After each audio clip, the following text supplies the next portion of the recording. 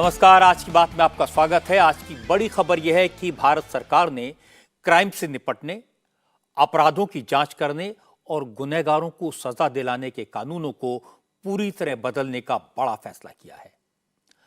अब तक हमारे देश में हत्या, बलात्कार, चोरी, डकैती, जालसाजी जैसे संगीन अपराधों का इन्वेस्टिगेशन अंग्रेजों द्वारा बनाए गए प्रोसीजर के आधार पर होता है।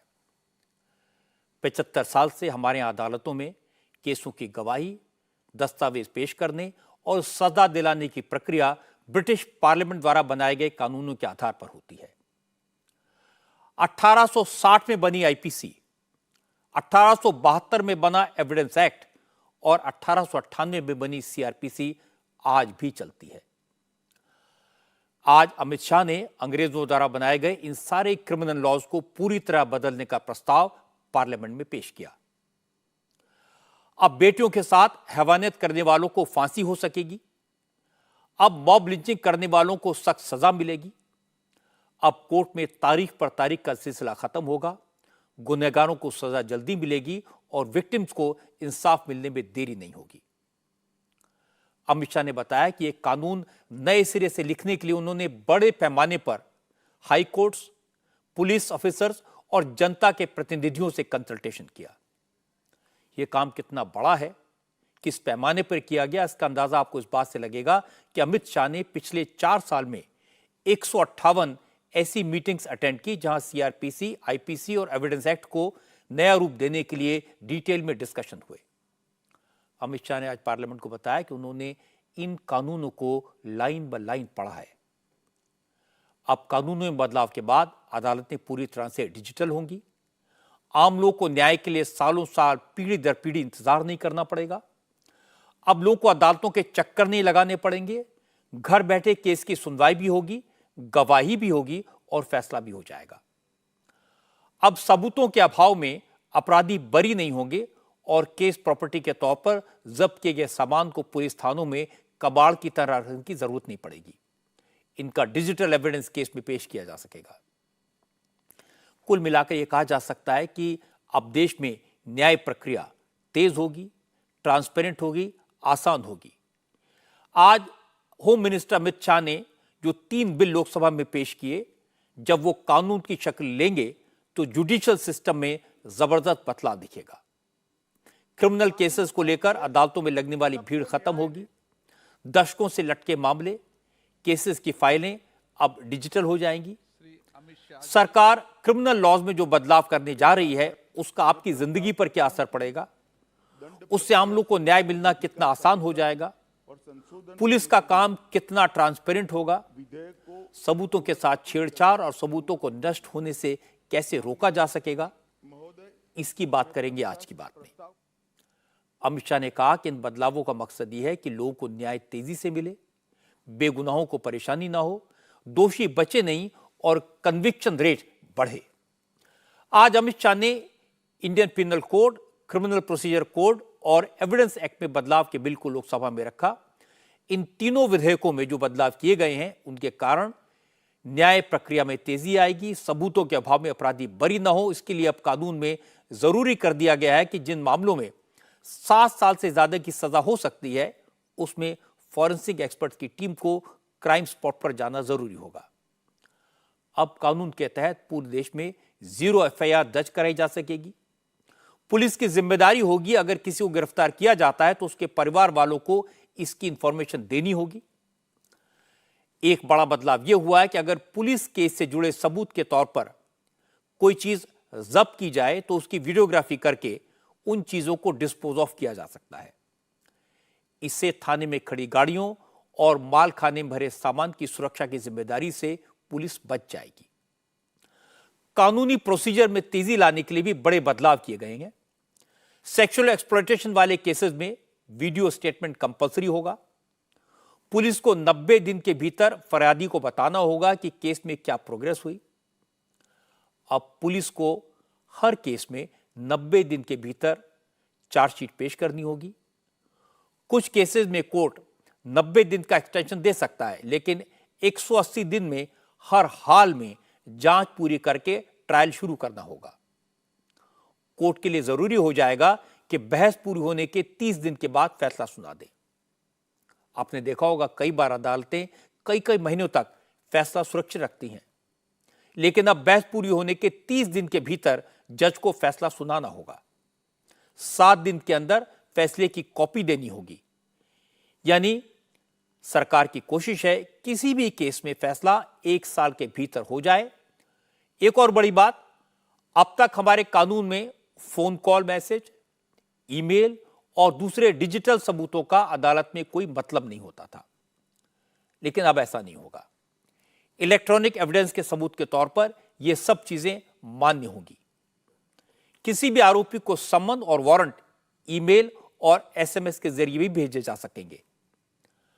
कानूनों में बदलाव के साथ साथ सरकार ने अदालतों की भीड़ कम करने के लिए, लोगों को कोर्ट के चक्करों से बचाने के लिए देश भर के कोर्ट्स को डिजिटल करने का फैसला किया है। अब एफआईआर डिजिटल होगी, पुलिस रसीद भी डिजिटल तौर पर दे सकेगी, अदालत में सुनवाई वीडियो कॉन्फ्रेंसिंग से होगी, घर बैठे हो जाएगी, अपराधियों की पेशी, गवाहों की गवाही, वकीलों की दलीलें और गवाहों का क्रॉस एग्जामिनेशन सब कुछ डिजिटल होगा। हमारी क्रिमिनल जस्टिस सिस्टम में बहुत समय लगता है। कानून में कोई कानून की अदालत में जाए तो न्याय इतनी देर से मिलता है कि न्याय का कोई मतलब ही नहीं। लोगों की श्रद्धा उठ गई है, कोर्ट में जाने से डर है। मैं गुजरात का कानून मंत्री भी रहा हूं, विधि मंत्री भी रहा हूं। कई लोगों ने मुझे कहा था कि साहब पनिशमेंट की कोई जरूरत ही नहीं। मैंने बोला क्यों? कि कोर्ट में जाना इटसेल्फ पनिशमेंट है। इस प्रकार की मानसिकता लोगों के दिमाग में कर गई। हमने इसीलिए आधुनिक से आधुनिक तकनीक को इसके अंदर समाहित करने का निर्णय किया है। माननीय अध्यक्ष जी, दस्तावेजों की परिभाषा का विस्तार कर इलेक्ट्रॉनिक या digital record, email, server longs, computer, smartphone, laptop, SMS, website, locational साक्ष्य, डिवाइस पर उपलब्ध मेल और मैसेजेस, ये सभी को कानूनी वैधता इस देता है, जिससे अदालतों के अंदर जो कागजों के ढेर लगते हैं, अंबार लगते हैं, वो समाप्त हो जाएंगे। एफआईआर से केस डायरी और केस डायरी से चार्जशीट और चार्जशीट से जजमेंट तक की सारी प्रक्रिया को डिजिटलाइज करने का प्रावधान इस कानून के अंदर मैं लेकर आया हूं। अमित शाह ने प्रोसेस बताया कैसे आसान हो जाएगा, फास्ट हो जाएगा। अब मैं आपको कानून में जो बदलाव किए जा रहे हैं उसकी कुछ खास बातें बता देता हूं। अमित शाह ने बताया कि सरकार देश के नागरिकों के जीवन की सुरक्षा और महिलाओं के सम्मान की सुरक्षा को सबसे ज्यादा महत्व दे रही है। इसलिए महिलाओं के खिलाफ अपराधों के कानूनों को और सख्त बनाया जाएगा। अब नाबालिग बच्चों के साथ गलत हरकतें करने वालों को मौत तक की सजा का प्रोविजन किया गया है। गैंग रेप के मामलों में अपराधियों को कम से कम 20 साल की सजा का प्रोविजन है। अगर कोई नाम बदलकर, पहचान छुपाकर किसी लड़की से झूठ बोलकर संबंध बनाता है तो इसके लिए आजीवन कारावास, लाइफ इंप्रिजनमेंट तक की सजा हो सकती है। पिछले कुछ सालों में कई ऐसे मामले आए हैं जिनमें पहचान छुपाकर लड़की के साथ संबंध बनाए गए और पहचान उजागर होने पर कई मामलों में लड़कियों की हत्या कर दी गई या फिर लड़कियों पर बुरी तरह जुल्म किए गए, शरीर के टुकड़े टुकड़े कर दिए गए। इसके लिए लव जिहाद का टर्म काफी चर्चा में रहा। इसके अलावा देश में आजकल मॉब लिंचिंग की चर्चा होती है।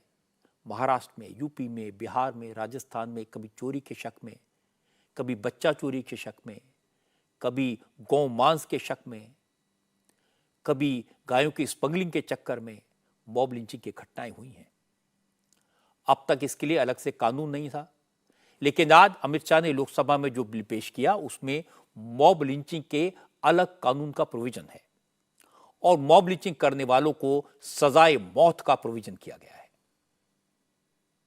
महिलाओं के प्रति अपराध और सामाजिक समस्याओं के निपटान के लिए भी हमने ढेर सारे किए हैं। शादी, रोजगार, पदोन्नति के झूठे वादे और गलत पहचान प्रकट कर जो यौन संबंध बनाते थे उसको अपराध की श्रेणी में पहली बार नरेंद्र मोदी सरकार लाई। गैंग रेप के सभी मामलों में 20 साल की सजा या आजीवन कारावास का प्रावधान किया है, जो आज नहीं है। 18 वर्ष से कम आयु की बच्चियों के मामले में मृत्यु दंड का भी प्रावधान। मान्यवर, मॉब लिंचिंग का बड़ा शोर मचा है, हमने उसको केयरफुली करा है। मॉब लिंचिंग के लिए भी 7 साल आजीवन कारावास और मृत्युदंड तीनों का प्रोविजन कर हम प्रावधान मान्यवर लाए। सजा माफी को पॉलिटिकल यूज करने वाले बहुत किस्से आते थे। अब हमने कह दिया है कि अगर किसी को सजा माफ करनी है तो मृत्यु की सजा को आजीवन कारावास में बदल सकते हैं। आजीवन कारावास की सजा को 7 साल तक ही माफ कर सकते हैं। 7 साल के कारावास को 3 साल तक ही माफ कर सकते हैं। किसी भी गुनहगार को, अभी बिहार में कुछ मामले आए हैं सामने, इसी प्रकार से राजनीतिक रसूख वाले लोगों को छोड़ा नहीं जाएगा, उनको भी सजा भुगतनी पड़ेगी। इसका भी प्रावधान मान्यवर हम लेकर आए हैं। ये बात सही है कि राजनीति में प्रभाव रखने वाले लोग कोर्ट से सजा पाने के बावजूद भी छूट जाते हैं। अब नए कानून के बाद ऐसा नहीं हो पाएगा। अमित शाह ने यह भी बताया कि कानून में इतने बड़े पैमाने पर बदलाव की जरूरत क्यों पड़ी। अंग्रेजों के जमाने में जो कानून बने थे उनकी बेसिक प्रॉब्लम क्या है, और अब सरकार ने कानूनों में जो बदलाव किए हैं उसके पीछे सोच क्या है, पर्सपेक्टिव क्या है। कि जिन्होंने भी ये कानूनों को पढ़ा होगा, इसकी प्रायोरिटी क्या थी। मानवी की हत्या से या महिला के साथ दुराचार से बड़ा कोई कानून अपराध नहीं हो सकता, तो इसको 302 नंबर पर स्थान दिया गया। इसके पहले क्या था? राजद्रोह था। इसके पहले क्या था? खजाने की लूट थी। इसके पहले क्या था? शासन के अधिकारी पर हमला था। ये जो अप्रोच है, ये अप्रोच को हम बदल रहे हैं। सबसे पहला चैप्टर इसमें आएगा महिलाओं और बालकों के साथ अपराध। दूसरा चैप्टर आएगा मानव वध और मानव शरीर के साथ जो अपराध होते हैं उसका आएगा। तो हमने शासन की जगह नागरिक को केंद्र में लाने का एक बहुत बड़ा सैद्धांतिक निर्णय कर हम ये कानून लेकर आए हैं। नया कानून अंग्रेजों की सोच को बदलेगा, और अंग्रेजों की सोच में एक बड़ी बात थी, लोग पुलिस से डरें, पुलिस के नाम से कांपें। अब जब नया कानून बनेगा, इसके जरिए पुलिस की निष्पक्षता को कायम रखने की कोशिश की गई है।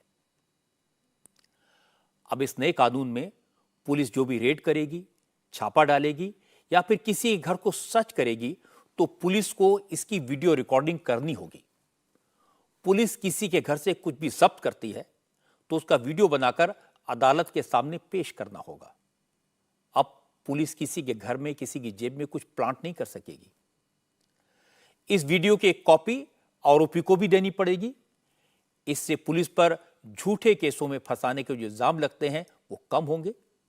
इसके साथ साथ गुनाह करके देश से भागे अपराधियों के खिलाफ केस चलाने का रास्ता भी कानून में बनाया गया है। अब तक ऐसे मामलों में अपराधी को एब्सकॉन्डर घोषित करके केस लटका रहता था, लेकिन जब नया कानून आ जाएगा ऐसा नहीं हो पाएगा। अब केस चलेगा, सजा सुनाई दी जाएगी। एग्जाम्पल के तौर पर दाऊद इब्राहिम भारत में नहीं है, क्राइम करके पाकिस्तान में जाकर छुप गया है। अब भारत में उस पर केस चलाकर सजा सुनाई जा सकेगी। यह कानून हर उस एब्सकॉन्डर पर लागू होगा जो भारत में क्राइम करके किसी दूसरे मुल्क में भाग गया है। एक बहुत बड़ा ऐतिहासिक फैसला हमने किया है, अनुपस्थिति में ट्रायल।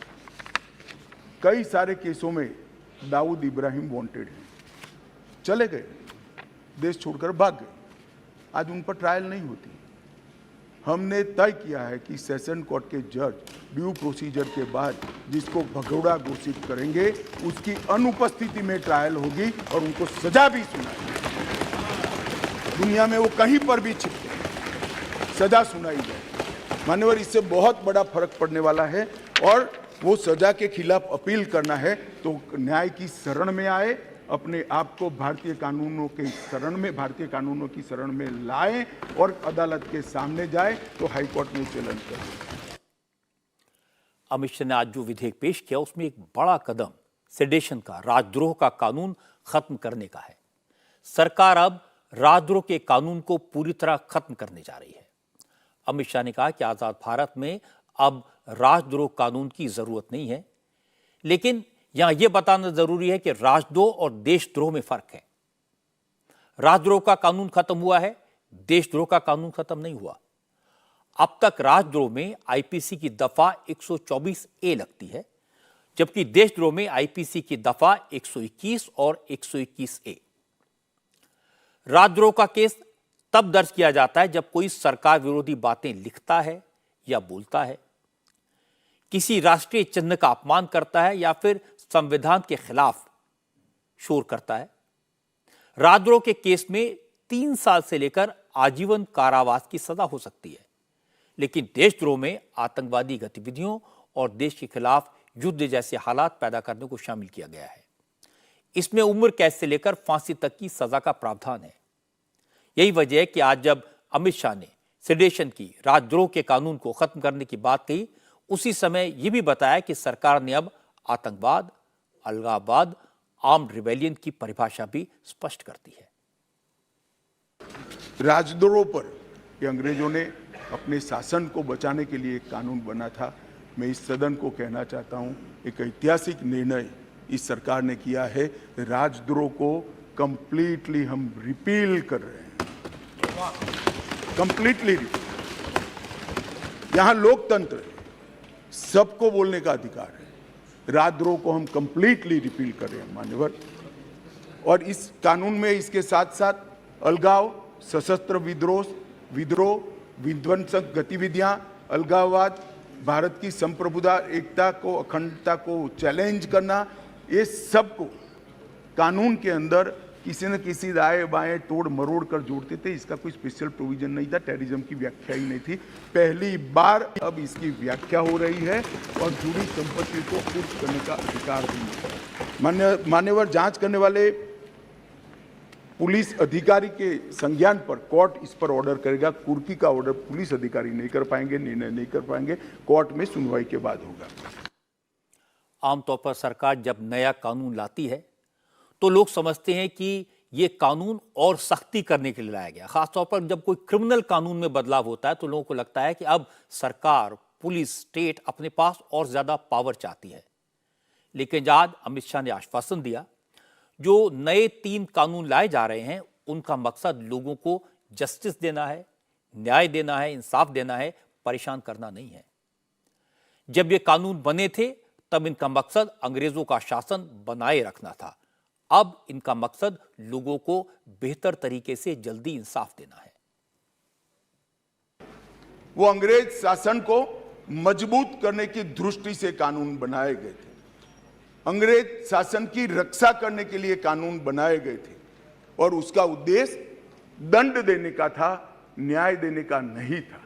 ये दोनों मूलभूत चीजों पर हम परिवर्तन करने जा रहे हैं। ये तीनों कानूनों को रिप्लेस कर इनकी जगह जो 3 नए कानून बनेंगे उनकी आत्मा होगी भारत के नागरिकों को संविधान प्रदत्त सारे अधिकार जो मिले हैं इसकी सुरक्षा। ये कानूनों का उद्देश्य किसी को दंड देना नहीं होगा, इन कानूनों का उद्देश्य सबको न्याय देना होगा। आज अमित शाह जब डिटेल में इन कानूनों के बारे में बता रहे थे तो असदुद्दीन ओवैसी ने इन कानूनों का विरोध किया, काला कानून बताया। ओवैसी का कहना है कि ये 3 नए कानून सरकार को और ज्यादा ताकत देंगे। कानूनों के जरिए मासूम शहरियों के हकों के साथ खिलवाड़ होगा। ओवैसी ने कहा, जब यूएपीए जैसा काला कानून पार्लियामेंट में लाया गया था तब कांग्रेस ने बीजेपी का साथ दिया था। विपक्ष की तमाम पार्टियों को साफ तौर पर बताना चाहिए कि वो इन कानूनों के साथ हैं या इनकी मुखालफत करेंगे। ओवैसी कह रहे हैं कि विरोधी दलों को इन कानूनों पर अपनी राय साफ करनी चाहिए, लेकिन हैरत की बात है कि आज इस मुद्दे पर विरोधी दलों का कोई नेता नहीं बोला।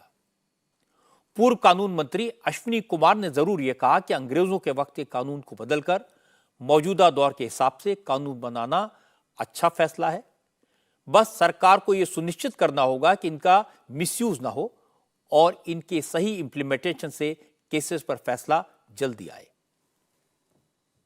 ये अच्छी बात है। मैं समझता हूँ कि बुनियादी तौर पे, सैद्धांतिक तौर पे इस पर कोई किसी को आपत्ति नहीं होनी चाहिए। मगर प्रमुख चुनौती क्या है वो मैं बताना चाहता हूँ। प्रमुख चुनौती ये है कि क्या इन संशोधनों द्वारा हम ऐसे कानूनों को लागू कर सकेंगे या इस प्रकार से कानूनों को लागू कर सकेंगे जो न्याय संगत हों मगर जिनका दुरुपयोग ना हो। जो असहाय लोग हैं या जो बेगुनाहगार लोग हैं उनके खिलाफ कानून का दुरुपयोग ना हो, ये सुनिश्चित करना प्रमुख चुनौती है।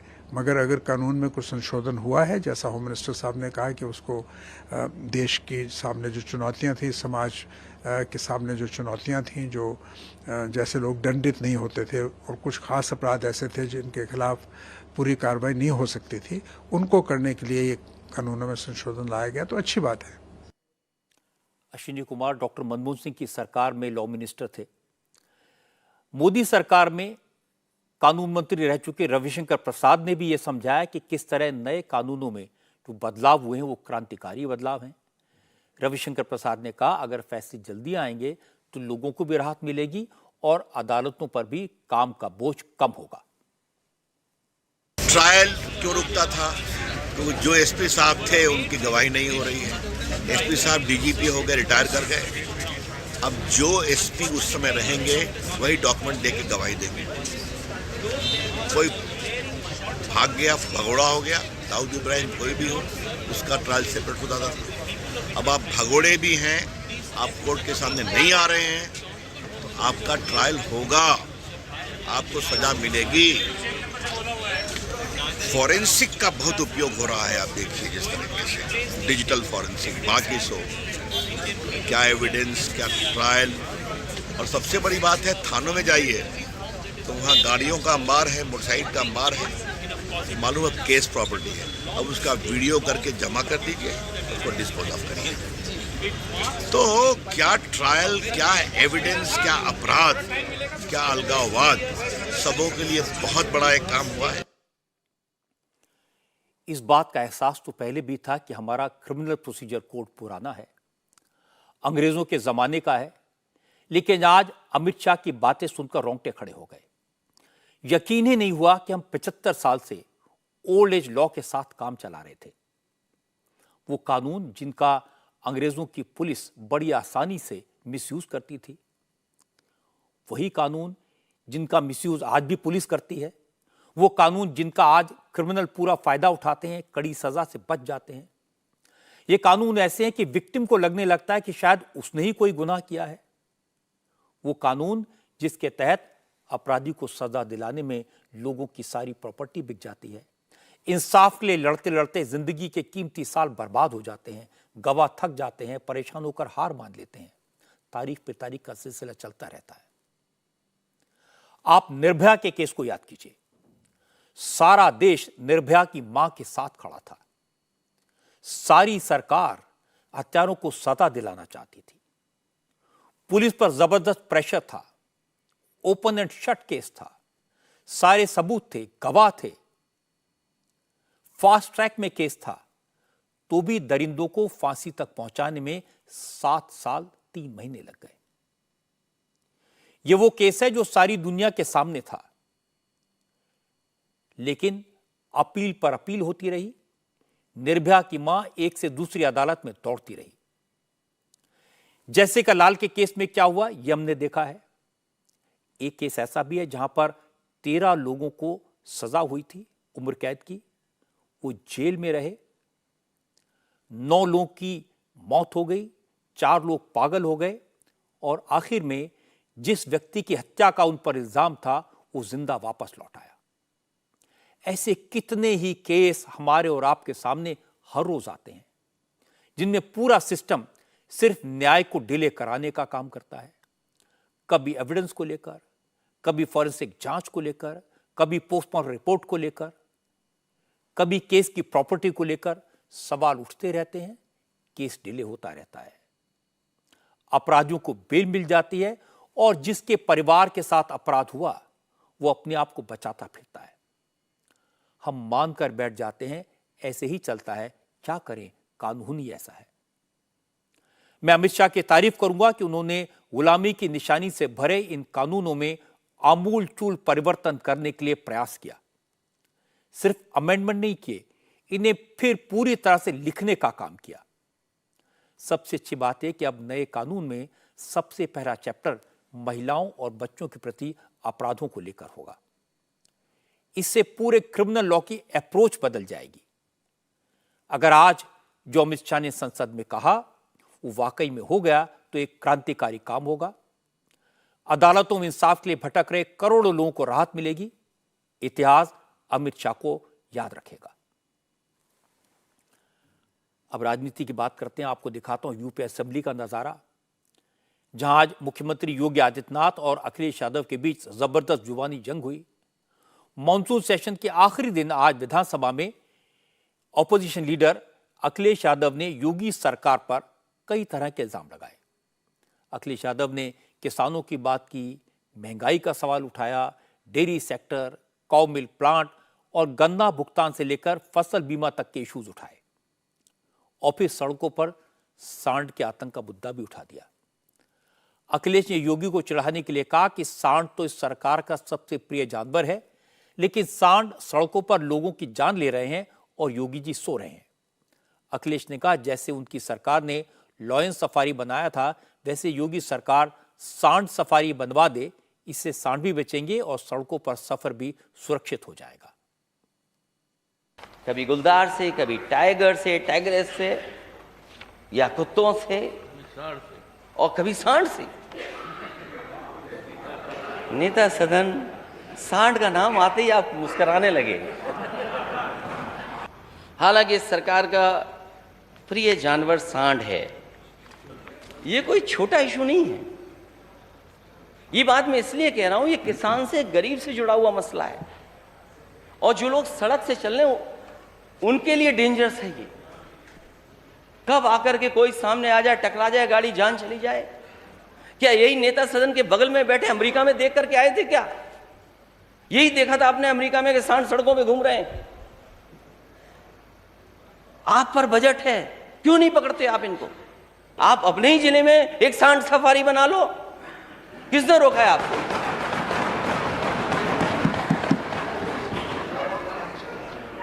और क्या सांड सफारी बनाए? हम लोग एनिमल सफारी बना रहे हैं, टाइगर सफारी बना रहे हैं, लाइन सफारी बना रहे हैं। इनको ये अच्छी नहीं लग रही है। ये बात मैं इसलिए कह रहा हूं कि बात डाइवर्ट होती जा रही है। अखिलेश यादव जब ये सब बोल रहे थे तो योगी मुस्कुराकर सुनते रहे, लेकिन जब मौका आया तो योगी आदित्यनाथ ने करारा जवाब दिया, हिसाब बराबर कर दिया। उन्होंने कहा सांड प्रिय है क्योंकि नंदी के रूप में पूजा जाता है। योगी ने अखिलेश यादव के चाचा शिवपाल की तरफ इशारा किया, कहा कुछ तो समझाइए भतीजे को। योगी ने कहा कि अखिलेश ऑस्ट्रेलिया में पढ़े हैं, इसलिए भारत की संस्कृति से वाकिफ नहीं है। इसीलिए जब उनकी सरकार थी तो सांड बूचड़ खाने में जाते थे, लेकिन अब ऐसा नहीं होता। योगी आदित्यनाथ ने कहा कि उनकी सरकार किसानों को सुरक्षा भी देगी और जानवरों को भी सुरक्षित जगहों पर पहुंचाएगी। वह सर्पतंत्र से मरे, आपके पसंदीदा सांड से मरे, किसी हाँ हम तो हमारे लिए तो प्रिय है ही। हम तो नंदी के रूप में पूजा करते हैं सांड की, हम तो करते ही हैं। शिवपाल जी क्या आप नहीं करते हैं क्या? करते हैं ना, तो कुछ तो समझाया करो।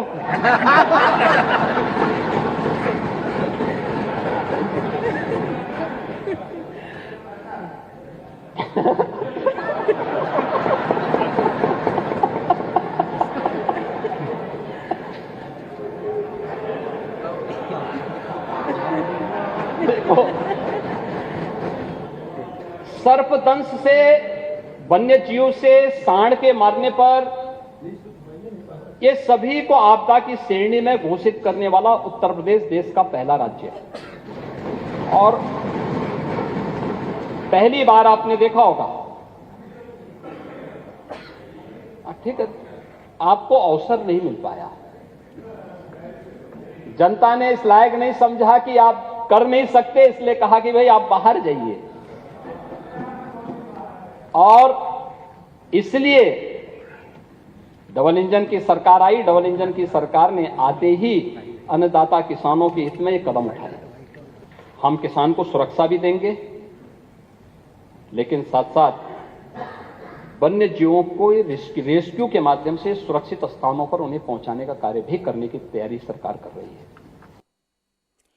इसके बाद तो योगी ने अखिलेश यादव पर हल्के फुल्के अंदाज में खूब हमले किए। अखिलेश ने योगी की सरकार को किसान विरोधी बताया था, तो योगी ने फिगर सामने रखे और इसके बाद एक बार फिर शिवपाल यादव से कहा कि भतीजे की रिहर्सल में कुछ कमी रह गई है, चाचा आप ही थोड़ा कुछ सिखा दीजिए। इसके बाद योगी ने शिवपाल से कहा कि 2027 छोड़िए, इनका तो 2032 में भी चांस नहीं है, कम से कम आप अपना रास्ता देख लो, 2027 से पहले फैसला कर लो, वरना भतीजा सबसे पहले आपको ही क्लीन बोल्ड कर देगा। मैं पहले इनकी असलियत तो बताऊं आप लोगों को। कहा किसान इनके एजेंडे में कभी था ही नहीं। आपसे ज्यादा वो जानते हैं। बगल में बालियान साहब बता दीजिए कितना बढ़ा है। आपको पता ही नहीं ना। आप जो है बाजरा को ही गन्ना बोल देते होंगे। गन्ना क्या होता है इनको पता ही नहीं। रिहर्सल में कुछ कमी रह गई है लगता है। चच्चू कुछ तो सिखाया करो। अब इस समय तो फुर्सत होगी, थोड़ा समय का उपयोग कर लो। देखिए अभी आपके पूरा फुर्सत है, आपके पास भी। ये तो अभी 23 से 28 चल रहा है, 27 चल रहा है, और 27 से लेकर के 32 में भी फिर यही रिपीट होने वाला है। घबराइए मत।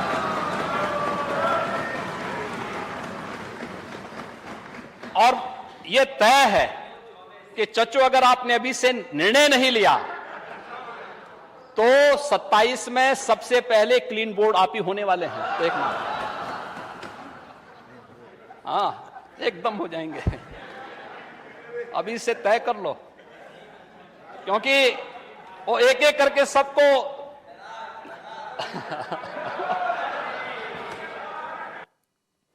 असेंबली में योगी आदित्यनाथ और शिवपाल यादव के अलावा आज अखिलेश यादव और ओम प्रकाश राजभर के बीच भी हंसी मजाक हुआ। ओम प्रकाश राजभर कुछ ही दिन पहले अखिलेश यादव के साथ थे, लेकिन अब एनडीए का हिस्सा बन गए हैं। इसी बात को लेकर अखिलेश ने राजभर पर निशाना साधा। कहा राजभर पहले गाना गाते थे चल सन्यासी मंदिर में, लेकिन जब ये शपथ लेने पहुंचे तो इनसे कह दिया मेरे अंगने में तुम्हारा क्या काम है। हमारे एक साथी थे, अब उन्होंने ऑर्बिट बदल ली है।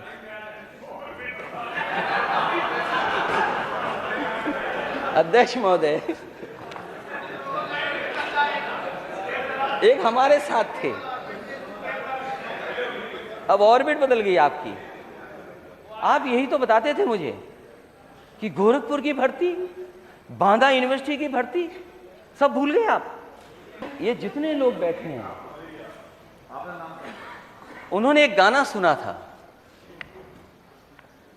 और जब मैं मंच पे रहता था इनके साथ तो एक गाना हमेशा गाते थे, चल सन्यासी मंदिर में। और अब मैं बैठना चाहूंगा और आप खड़े होना। अध्यक्ष महोदय, केवल गाने के लिए खड़ा कर रहा हूं इनको। जो पहली लाइन तो इन्होंने गा दी, उस गाने की दूसरी लाइन गा दे, मैं बैठ जा रहा हूं। मेरे अंगने में तुम्हारा क्या काम है?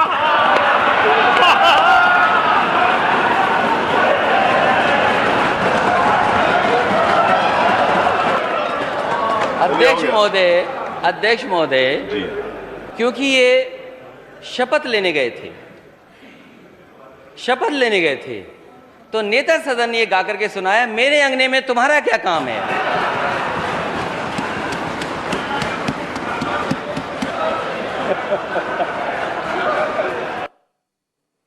आपने देखा कैसे अखिलेश यादव और योगी आदित्यनाथ ने एक दूसरे पर तीखे कमेंट किए, लेकिन किसी ने एक दूसरे पर कीचड़ नहीं उछाला, किसी पर पर्सनल अटैक नहीं किया, एक दूसरे पर नाराजगी व्यक्त नहीं की। मैं उत्तर प्रदेश विधानसभा के इस वातावरण की तारीफ करूंगा कि विरोधी दल के नेता को बोलने का पूरा मौका मिला। मुख्यमंत्री योगी आदित्यनाथ ने, उनके मंत्रियों ने, बीजेपी के विधायकों ने शांति से उनके कटाक्ष को सुना और इसके बाद जब योगी आदित्यनाथ ने अखिलेश पर हमले किए तो विपक्ष ने नारेबाजी नहीं की, हंगामा नहीं किया, वॉकआउट नहीं किया, पूरी तरह से योगी की बात सुनी, जवाब सुना। ये लोकतंत्र की खूबसूरती है, ये स्वस्थ परंपरा है, ऐसे ही होना चाहिए। लोकसभा राज्यसभा में भी ऐसा ही होना चाहिए, लेकिन नहीं होता। राहुल गांधी ने प्रधानमंत्री पर खूब हमले किए, मणिपुर में भारत माता की हत्या जैसी बात कही, सरकार को देशद्रोही कहा, लेकिन प्रधानमंत्री का जवाब सुनने के लिए सदन में रुके नहीं। ऑपोजिशन अलायंस के नेता वॉकआउट कर गए और आज राहुल गांधी ने रीटेक दिया, प्रधानमंत्री को उस भाषण की आलोचना की जो कल लोकसभा में उन्होंने सुना ही नहीं था। आज राहुल गांधी ने कहा कि लोकसभा में उन्होंने भारत माता की हत्या की बात सोच समझ कर कही थी। मणिपुर में यह हुआ है, लेकिन प्रधानमंत्री मोदी मणिपुर के मामले की गंभीरता को नहीं समझ रहे। राहुल ने आज इल्जाम लगाया कि नरेंद्र मोदी नहीं चाहते मणिपुर में हिंसा रुके। राहुल ने कहा अविश्वास प्रस्ताव मणिपुर पर चर्चा के लिए लाया गया था, लेकिन मोदी 2 घंटे 13 मिनट के भाषण में मणिपुर पर सिर्फ 2 मिनट बोले और जवाब के दौरान भी प्रधानमंत्री हंसते रहे। राहुल ने कहा इतने सीरियस इशू पर प्राइम मिनिस्टर का यह रवैया उनके पद को शोभा नहीं देता। कल प्रधानमंत्री जी ने पार्लियामेंट में 2 घंटे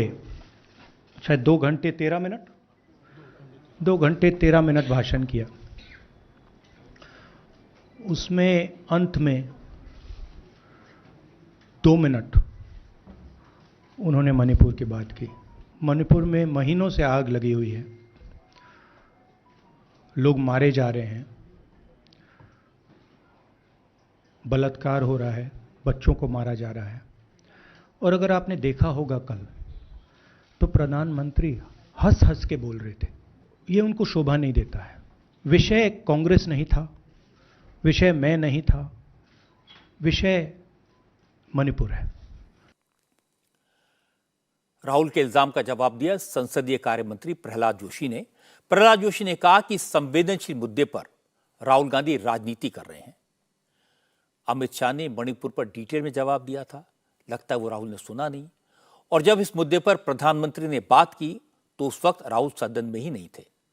प्रहलाद जोशी ने कहा कि राहुल मेंटल बैलेंस खो चुके हैं, उन्हें न ये पता होता है कि वो खुद क्या बोल रहे हैं और न ये पता होता है कि सामने वाले ने क्या कहा। आज भी राहुल गांधी क्या क्या बोला है, तो I think he has lost the mister Rahul Gandhi has lost the mental balance. It appears like that. Whatever the statement he has made today, by that it appears that he has lost because he has not heard the reply. He did not come to house. Almost more than an hour total. माननीय गृह मंत्री जी ने 2 घंटे तक बोला, उसमें 1 घंटे से ज्यादा मणिपुर पर बोला है। और मणिपुर का, नॉर्थ ईस्ट का इतिहास न जानते हुए ऐसे आज जो स्टेटमेंट दिया है, ये देश के हित में है क्या? 15-20 मिनट प्रधानमंत्री जी बोला और कल प्रधानमंत्री जी ने भी इसमें बोला है। It is very unfortunate that the grand old party, the so called grand old party is behaving so irresponsibly. लेकिन राहुल गांधी अपनी बात पर कायम है। उन्होंने कहा कि भारत माता की हत्या की बात करना भी सही था, मणिपुर के टुकड़े करने का इल्जाम भी सही था। राहुल ने कहा कि मणिपुर में मैतेई और कुकी 2 अलग अलग इलाकों में बटे हुए हैं और एक दूसरे को देखना भी नहीं चाहते। राहुल ने कहा अगर प्राइम मिनिस्टर मोदी चाहें तो हिंसा रुक सकती है, लेकिन वो इसे रोकने की कोई कोशिश नहीं कर रहे। मैंने पार्लियामेंट में बोला कि प्रधानमंत्री जी ने, अमित शाह जी ने भारत माता की हत्या की है। मणिपुर में भारत को खत्म कर दिया है। मैंने ऐसे नहीं बोला था, ये खोखले शब्द नहीं है। 3 दिन नहीं लगेंगे। अगर हिंदुस्तान की आर्मी को कहा गया कि यह तमाशा बंद करो, 2 दिन में यह तमाशा ड्रामा बंद हो जाएगा। प्रधानमंत्री मणिपुर को जलाना चाहते हैं, आग बुझाना नहीं चाहते हैं। यह है सच्चाई। राहुल की इस बात पर अनुराग ठाकुर ने कहा कि भारत माता की हत्या की बात वही कर सकता है जो टुकड़े टुकड़े गैंग का सपोर्टर हो। उन्होंने कहा कि राहुल को न मणिपुर की महिलाओं की चिंता है, न ही बंगाल, बिहार और राजस्थान की महिलाओं की। वो सिर्फ राजनीति कर रहे हैं। श्रीमान राहुल गांधी जी का लॉन्च एक बार फिर फेल और फ्लॉप हो गया। क्या कोई भारत माता का सपूत अपनी मां के टुकड़े टुकड़े की बात सोच सकता है? भारत माता की हत्या की बात सोच सकता है? ये वही सोच सकते हैं जो टुकड़े टुकड़े गैंग के समर्थक हों। मणिपुर और महिलाओं की इनको चिंता नहीं, मीडिया की सुर्खियों में बने रहना चिंता है। श्रीमान राहुल गांधी जी भारत माता की मृत्यु की कामना करते हैं, इस तरह की बोलबानी। और यही नहीं, ये लोकतंत्र और संविधान की हत्या की बात कर रहे हैं। मैं तो कहूंगा इनके मन में जो है उनके कृत्य में भी नजर आता है। बांसवाड़ा तो आप चले गए, लेकिन भीलवाड़ा नहीं गए। क्या वहां की बेटियों की हत्या, वहां की महिलाओं के साथ रेप होना, क्या आपको राजस्थान की महिलाओं की कोई चिंता नहीं?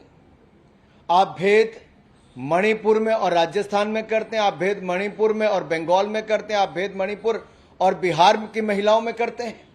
और अगर मणिपुर की मैं बात करूं तो नफरत के बीज किसी ने बोए थे तो श्रीमान राहुल गांधी जी के परिवार ने, इनकी पार्टी ने बोए थे।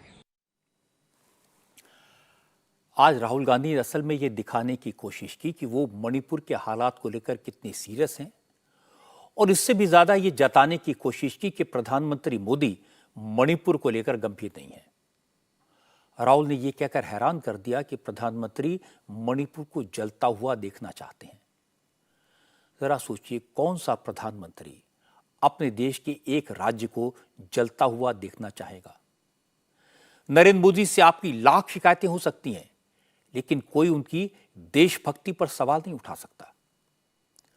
कल पार्लियामेंट में मोदी ने कहा था कि मणिपुर मेरे जिगर का टुकड़ा है। उन्होंने मणिपुर की जनता के प्रति अपनी संवेदना व्यक्त की थी। राहुल ने आज एक और शिकायत की कि प्रधानमंत्री 2 घंटे 13 मिनट बोले पर मणिपुर पर सिर्फ 2 मिनट बात की। रिकॉर्ड तो यह बताता है कि मोदी मणिपुर पर 20 मिनट से ज्यादा बोले। एक दिन पहले अमित शाह ने मणिपुर पर 2 घंटे से ज्यादा बात की थी। लेकिन इन दोनों की बात सुनने और समझने के लिए राहुल गांधी तैयार नहीं है। इस बात पर भी आपत्ति व्यक्त की गई कि मोदी ने राजनीति की बात क्यों की, विरोधी दलों पर हमला क्यों किया। जब 3 दिन तक प्रधानमंत्री पर आरोप लगाए जाएंगे, उनकी कार्यशैली पर सवाल उठाए जाएंगे, ऑपोजिशन यूनिटी का बखान किया जाएगा, तो क्या प्रधानमंत्री को इन सवालों का जवाब नहीं देना चाहिए? लोकतंत्र का तकाजा तो यह है कि अविश्वास प्रस्ताव के दौरान हर बात का, हर सवाल का, हर आरोप का जवाब दिया जाए। राहुल ने आज जो सवाल प्रेस कॉन्फ्रेंस में पूछे वो उन्हें संसद में पूछने चाहिए थे, लेकिन वहां उन्होंने अडानी का जिक्र किया, ये कहकर कि आज मैं ज्यादा गोले नहीं चलाऊंगा। मुझे देखकर दुख हुआ कि गौरव गोगोई को छोड़कर किसी ने भी मणिपुर को लेकर गंभीरता से बात नहीं की। विपक्षी दलों के नेताओं ने सरकार से चुभने वाले सवाल नहीं पूछे। मणिपुर में लगी आग पर सरकार को घेरने की कोशिश नहीं की। असल में मणिपुर का सवाल तो ऐसा है जिस पर पूरे सदन को मिलकर एक स्वर से शांति की अपील करनी चाहिए थी। इस मसले पर सियासत करना अनुचित है और इस मसले का इस्तेमाल अपनी इमेज चमकाने के लिए और देश के प्रधानमंत्री को नीचा दिखाने के लिए करना तो और भी गलत है। आज पार्लियामेंट का मॉनसून सेशन खत्म हो गया। दोनों सदनों की कार्रवाई को अनिश्चितकाल के लिए स्थगित कर दिया गया, लेकिन सेशन के आखिरी दिन भी हंगामा देखने को मिला। आज भी विरोध प्रदर्शन हुआ। कांग्रेस और विरोधी दलों के अलायंस के सहयोगी दलों ने लोकसभा में leader of opposition Adhir Ranjan Chaudhary के सस्पेंशन को लेकर सदन का बॉयकॉट किया। राज्यसभा में भी अधीर रंजन का मुद्दा उठाया गया। मल्लिकार्जुन खड़गे ने सरकार पर विपक्ष की आवाज को दबाने का इल्जाम लगाया। चेयरमैन जगदीप धनखड़ से यहां तक कह दिया कि कृपा करके मेरा माइक बंद मत करिएगा। जल्दी माइक बंद मत करो साहब, मेरा एक विनती है। क्योंकि आज लास्ट डे है और इतने लोगों को इस सदन से सस्पेंड किया गया और प्रिविलेज कमिटी को रेफर किया गया, 6 लोगों को किया गया और वहां पर आदिर रंजन चौधरी जो अपोजिशन लीडर है उनको भी सस्पेंड किया गया। लोकतंत्र में एक ऐसी बात होती है और डिबेट में छोटे मोटे विषय आते हैं और एक दूसरे के विषय में कुछ कहते हैं, तो अगर वो बहुत अनपार्लियामेंट्री है, किसी को दुखी करता है बहुत, तो उस वक्त आप कह सकते हैं ये अनपार्लियामेंट्री है, ये ठीक नहीं है। लेकिन वहाँ जो हमारे आदिर रंजन चौधरी साहब को निलंबित किया गया है, वो फ्लिप्सी ग्राउंड, उन्होंने इतना ही बोला नीरव मोदी, नीरव मीन्स शांत, साइलेंट। अरे मुंह, इसीलिए नीरव मोदी बोले तो इसके ऊपर आप सस्पेंड करते हैं। It happened there, sir. It happened in the other house. अरे other house sir, I am pleading with you, vice president of India and chairman of this house, because you have to protect the democracy. इसके बाद सदन के बाहर India alliance की पार्टियों ने अधीर रंजन के निलंबन को लेकर विरोध प्रदर्शन किया। प्रोटेस्ट मार्च में सोनिया गांधी, राहुल गांधी, खड़गे समेत सारी पार्टियों के सांसद मौजूद रहे। आम आदमी पार्टी के सस्पेंडेड सांसद सुशील कुमार रिंकू तो शरीर पर जंजीर बांधकर पहुंचे थे। अधीर रंजन चौधरी को भी प्रिविलेज कमेटी की जांच रिपोर्ट आने तक सदन से सस्पेंड किया गया है, लेकिन कांग्रेस ने इस मामले को अलग रंग दिया। कहा कि अधीर रंजन कई संसदीय कमेटी के अध्यक्ष हैं, कई कमेटी के मेंबर हैं, सरकार नहीं चाहती कि उसके कारनामे बाहर आए, इसलिए अधीर रंजन को मीटिंग से दूर रखने के लिए सस्पेंड किया गया है। लेकिन कांग्रेस के आरोपों पर parliamentary affairs minister Prahlad Joshi ने कहा कि अधीर रंजन जानबूझकर सस्पेंड हुए हैं, क्योंकि अगर उन्होंने उसी वक्त अपनी गलती मान ली होती तो सस्पेंशन की नौबत ही ना आती। तो सफाई हमने उसी टाइम मैंने बोला माफी मांगो, कम से कम खेद प्रकट करो, रिकॉर्ड में है ये। उसके बावजूद भी उन्होंने कुछ नहीं किया। इसके इतना ही नहीं, जब भी कोई बोलते हैं कम से कम 10 मिनट का भाषण और किसी का सत्ता पक्ष जो उत्तर देते हैं, डिबेट को उत्तर देते हैं, प्रश्न को उत्तर देते हैं, कम से कम 10 बार हर बार उठते हैं, डिस्टर्ब करते हैं। ये इनका हैबिट बन गया है और बिना नोटिस देते हुए बेसलेस एलिगेशन करते हैं। तो और हमने बार बार बोला उनको, आप रिकॉर्ड चेक करो, let him check the record. Adhir Ranjan को लेकर विपक्ष का हंगामा चल ही रहा था कि आम आदमी पार्टी के सांसद भी निशाने पर आ गए। राघव चड्ढा को भी राज्यसभा से सस्पेंड कर दिया गया और संजय सिंह का सस्पेंशन बढ़ा दिया गया। अब दोनों नेताओं का सस्पेंशन प्रिविलेज कमेटी का फैसला आने तक जारी रहेगा। राघव चड्ढा के निलंबन का प्रस्ताव राज्यसभा में सदन के नेता पीयूष गोयल ने रखा और वॉइस वोट से इसे पास कर दिया गया।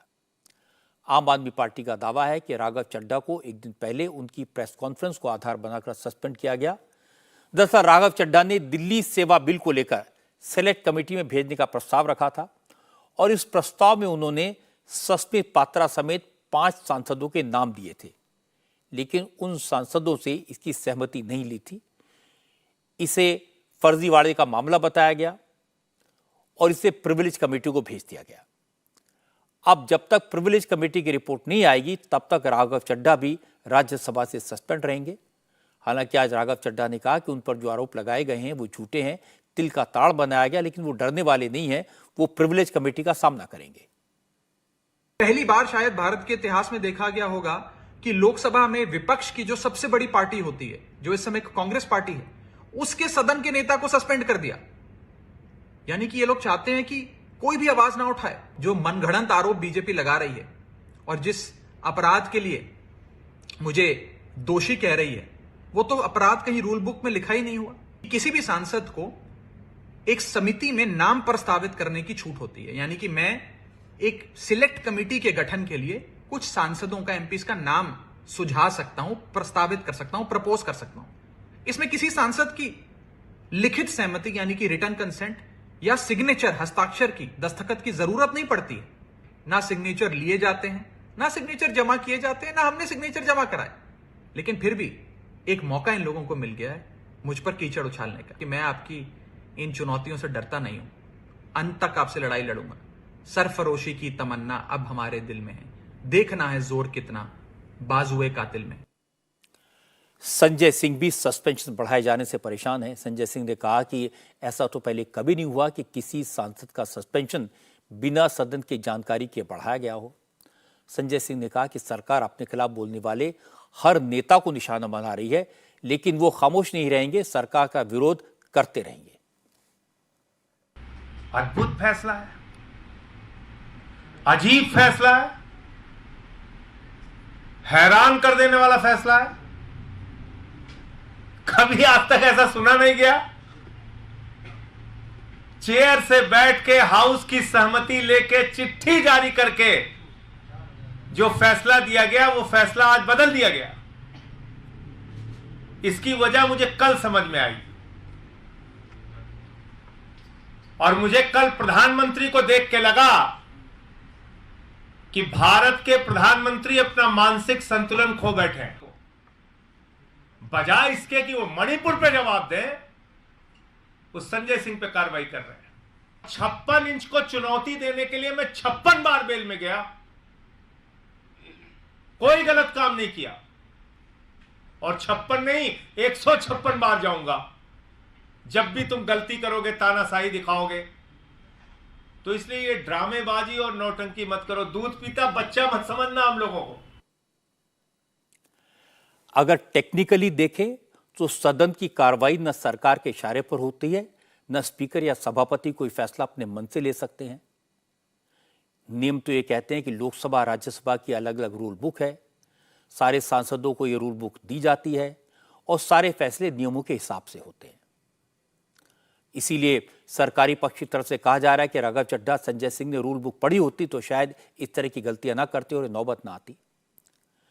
लेकिन मुझे लगता है कि टेक्निकलिटी एक तरफ है, लोकतांत्रिक परंपराएं दूसरी तरफ। सिद्धांत है, मुझे लगता है कि किसी भी मेंबर को सस्पेंड करना ये अच्छी बात नहीं है। आज मैंने आपको उत्तर प्रदेश की विधानसभा की कार्रवाई दिखाई, किस तरह से दोनों पक्षों ने एक दूसरे की बात सुनी। अगर इसी तरह का वातावरण हमें लोकसभा में, राज्यसभा में देखने को मिले, न कोई वेल में कूदे, न कोई शोर मचाए, एक दूसरे की बात सुने और बहस हो, एक दूसरे को अच्छे से जवाब दिए जाएं, तो फिर ये सस्पेंशन की, तो फिर रूल ब्रेक करने की बात ही नहीं आएगी। आज से पूरे देश में हर घर तिरंगा अभियान की शुरुआत हो गई। आजादी के अमृत महोत्सव के तहत 15 अगस्त तक हर रोज तिरंगा यात्रा निकाली जाएगी, तिरंगा बाइक रैली निकाली जाएगी। आज उपराष्ट्रपति जगदीप धनखड़ ने सांसदों की तिरंगा बाइक रैली को हरी झंडी दिखाई और इसके बाद देश के कई हिस्सों से तिरंगा यात्रा की तस्वीरें सामने आई। आर्मी से लेकर आम लोगों तक सबने इस मौके को उत्सव की तरह मनाया। उरी में लाइन ऑफ कंट्रोल के पास सेना के जवानों ने तिरंगा रैली निकाली। यहां बॉर्डर के पास आखिरी गांव चोटल्ली में यह जश्न मनाया गया। फौज के साथ साथ सिविलियंस ने भी इसमें बढ़ चढ़कर हिस्सा लिया।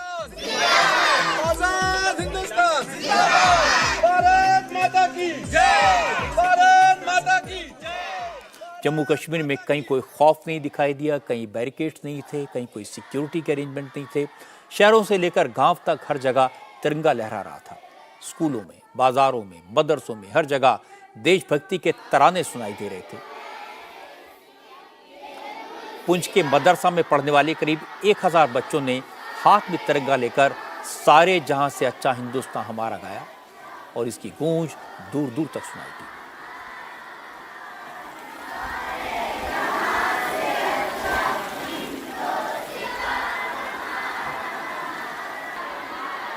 इसके बाद मदरसे के स्टूडेंट्स और टीचर्स ने तिरंगा यात्रा निकाली, सुबह के वक्त प्रभात फेरी और हिंदुस्तान जिंदाबाद के नारे लगाए। आजाद हिंदुस्तान जिंदाबाद, आजाद हिंदुस्तान।